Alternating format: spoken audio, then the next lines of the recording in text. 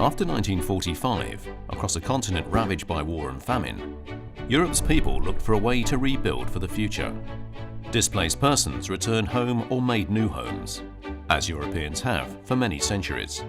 A handful of European leaders decided that the best way to prevent war was to share the things which nations had been fighting for, and to build closer bonds of friendship and trust. The first step was the European Coal and Steel Community. A few years later, the signature of the Treaty of Rome led to the creation of the European Economic Community and laid the foundations for today's European Union. The Treaty of Rome paved the way for a number of common policies. A common market was created, with the removal of borders and barriers for goods, people, capital and services.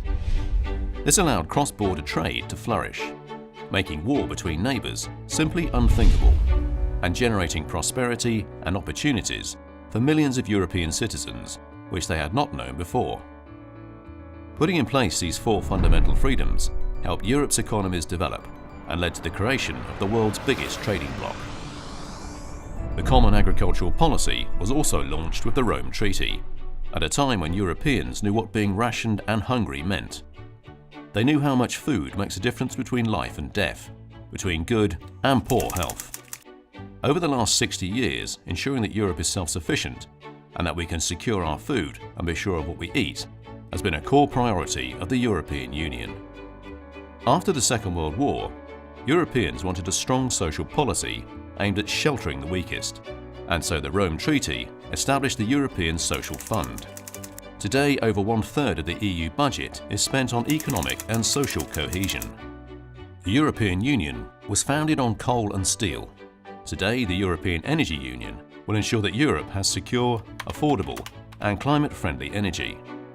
Wiser use of our resources and greater energy efficiency are key to fighting climate change and also to generating new jobs, growth and investment in Europe.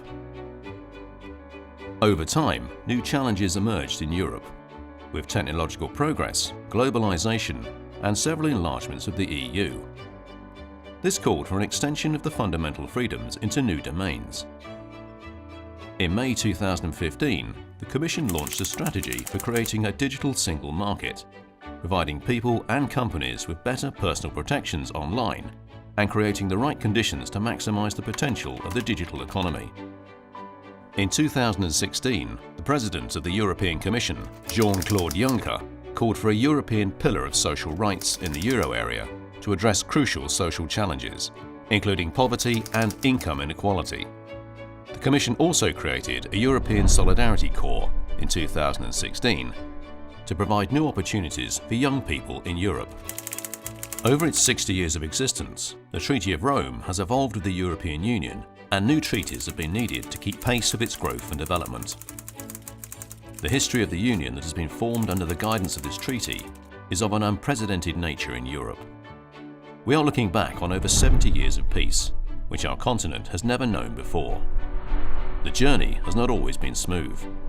It is a story of individuals and their lives.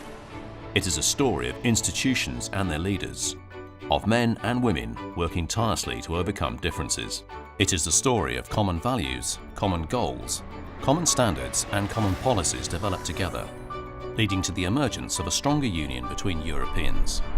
In a globalized world, today more than ever, united we can shape the world and secure our place in it.